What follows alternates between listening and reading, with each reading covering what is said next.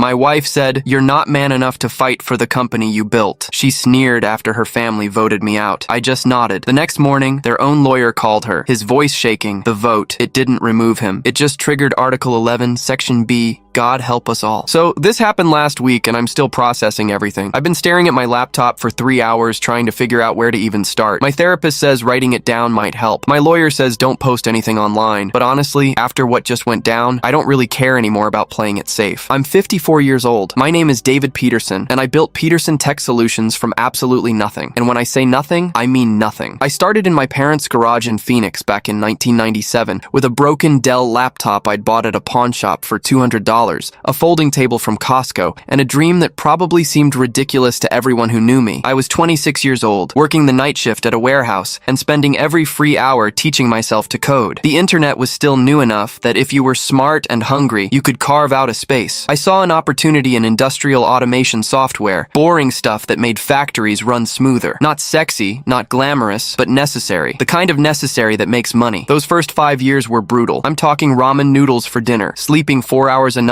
and using the public library's internet because I couldn't afford my own connection. My first employee was my college roommate Marcus, who worked for equity because I couldn't pay him actual money. My first office was a storage unit that technically didn't allow people to work in it, but the owner looked the other way because I always paid rent on time. But we made it work. Slowly, painfully, we grew. First contract was $8,000 for a small manufacturing plant in Tucson. I remember holding that check and literally crying in my car. Marcus thought something was wrong. I told him everything was finally right. Fast forward 28 years. Peterson Tech Solutions is now worth $180 million.